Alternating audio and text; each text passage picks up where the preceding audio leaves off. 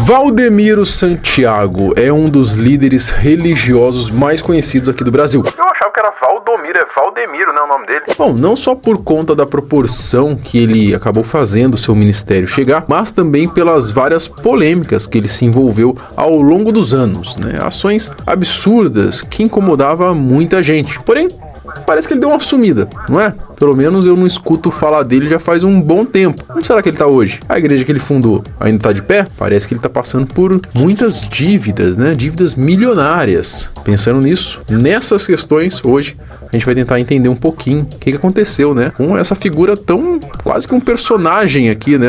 Do nosso país tupiniquim, Valdemiro Santiago. O que aconteceu com ele? Só não consigo entender como que um pastor bilionário deixa uma igreja dessa falir. Valdemiro Santiago, ele nasceu no dia 2 de novembro de 1963, na cidade de Palna, em Minas Gerais. Ele é um apóstolo, televangelista, empresário, líder religioso, escritor, cantor, fundador da Igreja Mundial do Poder de Deus. É com essa última informação que ele acabou ganhando maior visibilidade. Se tem unção na minha mão, eu não vou tocar em você, você vai se ajoelhar, Satanás. Cai de joelhos agora! Agora!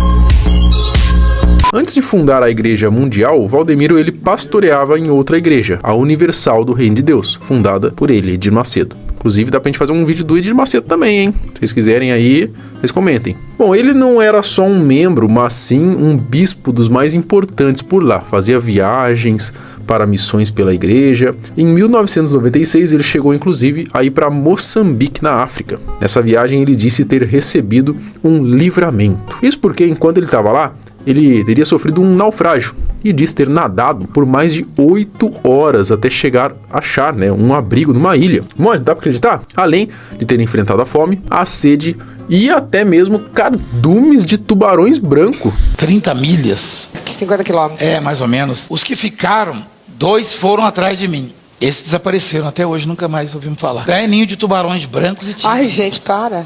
São os mais violentos e, enfim, agressivos, né? Já olhou pra alguém e pensou, o que passa na cabeça dela? É o Naldo que tá ali? É mole, cara? Será que é verdade isso aí? Com certeza. Depois que isso aconteceu, ele ficou ainda mais 2 anos na Igreja Universal. Mas em 98, depois de um desentendimento com Edir Macedo, Valdemiro deixou a igreja e no mesmo ano ele fundou no interior de São Paulo o que se tornaria então seu império, a Igreja Mundial do Poder de Deus. No ano de 2006, ele já pregava para uma galera, o número de membros não parou de crescer e a igreja, que ficava no interior, acabou indo para a capital, num prédio aí de 18 mil metros quadrados. Só que não parou por aí, o Valdemiro abriu vários templos espalhados pelo Brasil todo. Aliás, não só pelo Brasil, mas em outros países também. Em 2008 ele teria feito um acordo com o canal 22 da Bandeirantes, onde ele começou então a transmitir os seus cultos. Mais à frente ele começou a transmitir em outros canais, como a rede CNT e atualmente no Ideal TV. Em 2011 foi construído aí o templo chamado por ele Cidade Mundial dos Sonhos de Deus, na cidade de Guarulhos, com 240 mil metros quadrados. Os milagres. O Valdemiro, ele ficou famoso por ter crescido tão rápido a sua igreja, mas ficou ainda mais por, principalmente, acabaram virando notícia constantemente no mainstream por conta de suas polêmicas, muitas delas devido aí a campanhas um tanto quanto peculiares que ele fazia. Bom, campanha, é um ato normal, até porque nela você meio que demonstra sua fé e através dessas campanhas que muitas pessoas aí são curadas, libertas, têm bênçãos, e essas coisas aí com a igreja. Porém, o Valdemiro, ele parece que perdeu um pouco do limite da parada, Por exemplo, em 2017, quando o Valdemiro ele foi esfaqueado, ele foi parar no hospital e mesmo com a desgraça que rolou, eu acho que ele viu um lado positivo, ele agarrou essa oportunidade e o que ele fez? Ele criou tipo uma campanha, onde ele passava a camisa suja de sangue num manto gigante lá na igreja e falava pro povo passar embaixo e tocar no manto, que daí milagres iriam acontecer.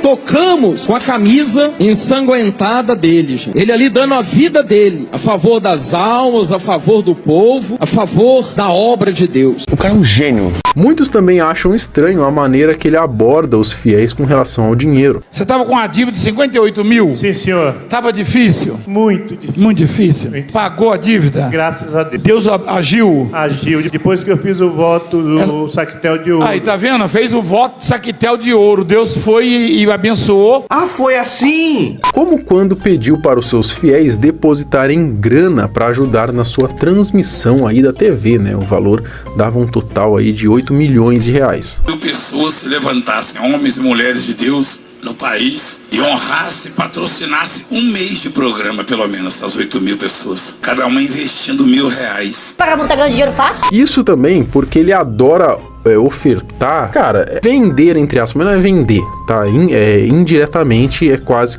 Fosse uma venda, mas não é uma venda, né? Você oferta ali pra igreja, né? Ele anuncia alguma coisa ali, algum objeto, né? E aí você oferta ali quanto você acha. Normalmente bem superfaturado esse objeto, né? Porque em tese seria algum objeto aí abençoado e tal. Enfim, a gente já viu várias coisas bem aleatórias com valores absurdos mostradas por ele aí. E ele vive aí prometendo ainda coisas mais absurdas ainda com esses objetos. Como aquela vez em 2019, né, que ele mostrou lá, né, ofertou lá aquele grão de feijão, né, falando que supostamente esse grão de feijão poderia curar o Covid pela bagatela de R$150. O depósito que eu vou fazer é de R$1.000 para cada um. E muitos que estão me assistindo também vão fazer de R$1.000. E outros vão fazer de R$500, de acordo com a sua sementeira. Tem muita gente que pode semear 1.000, não é verdade? E outros 500. Mestre do capitalismo. Aí, por meio de um carnê, né? Até estranho até, né? Em alguns sites ainda dizia que essa oferta variava, né? Como eu disse, não tem um preço fixo, né? Um preço fixo. A sua oferta não é fixa. Você varia aí de acordo com o seu poder aquisitivo, tá? Pode ser de R$100 até R$1.000, né?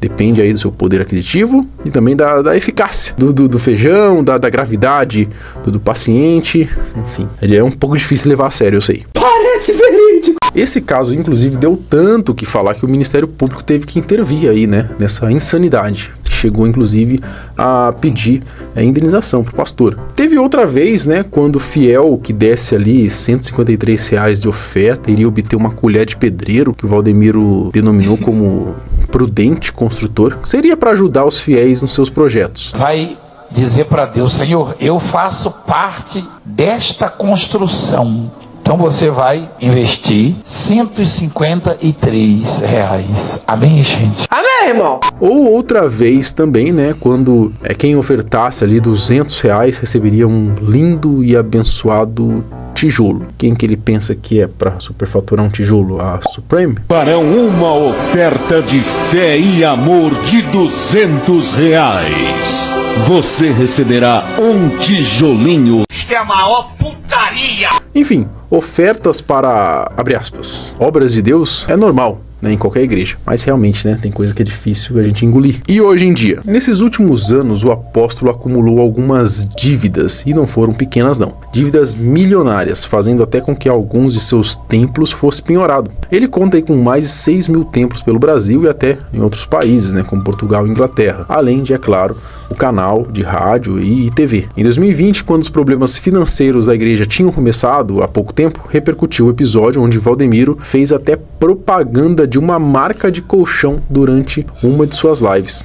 Olá pessoal, eu sou o apóstolo Valdemiro Santiago. Estou aqui hoje para falar de um assunto diferente, do colchão Sonoquality. As dívidas que incluem aluguel atrasado e IPTU fizeram então com que uma mansão da igreja que ficava em Ilhabela e 50% do apartamento de Valdemiro em Rondonópolis, no Mato Grosso do Sul, fossem penhorados. Além disso, um dos maiores templos da igreja, que fica no bairro Santo Amaro, em São Paulo, foi a leilão em abril de 2022 pela falta de pagamento de aluguel. Isso porque o lugar era avaliado em R$33 milhões. pouco a pouco o apóstolo parece que vem perdendo seus bens. Em janeiro desse ano, os funcionários da TV Mundial ainda fizeram greve pela segunda vez em 3 anos pelo atraso de pagamento. A dívida que a igreja tem com a Procuradoria-Geral da Fazenda Nacional é de 13,4 milhões de reais. Ainda em janeiro desse ano, saiu uma matéria falando que enquanto os funcionários estavam em greve, o apóstolo estaria pedindo a ajuda de 10 milhões para os fiéis, para poder pagar as dívidas. Uma pergunta que fica realmente né? Como que o cara foi dever tanto assim, né? Como que um homem, que segundo a Forbes aí já teve um patrimônio estimulado em 1,4 bilhão de reais, bilhão de reais, ele tá tão enrolado com essas dívidas, né? Precisando aí de míseros 10 milhões. Estranho, né? Se os membros da igreja dele ajudam tanto com as ofertas e campanhas que envolvem grana, que seria literalmente para bancar esses custos, né? Como é que ele tá tão enrolado assim com dívida? Os advogados do apóstolo colocam a culpa na pandemia, né? Que fez com que as igrejas ficassem todas fechadas. Já alguns funcionários dizem que seria pela má administração da filha dele. Mas, na realidade, não importa muito, não é? Qualquer motivo que seja, a desconfiança fica, né? Porque é impossível alguém ganhar tanto e dever tanto. Será que é impossível? Talvez não, né? Enfim, principalmente quando o dinheiro que se recebe para esse fim é para pagar contas. E, melhor ainda, né? Livre de impostos. Complicado, né? Mas aí, você acha que a Igreja Mundial do Poder de Deus pode estar chegando ao fim? Será que o Valdemiro está falindo ou não? Também não consigo entender como que isso tudo foi acontecer, né? O cara tá com a fonte de dinheiro ali, todo um quartel de ajudantes dele ali, de fiéis que doam para a igreja o tempo todo, e ele ainda conseguiu falir com tudo que ele tinha, terras, gados, várias coisas que ele tinha, e ele conseguiu perder tudo. Como assim? Deixa aí nos comentários o que vocês acham, o que vocês pensam em relação a isso. Não esquece também de deixar o like e de compartilhar o vídeo, tá bom? Fui, até o próximo.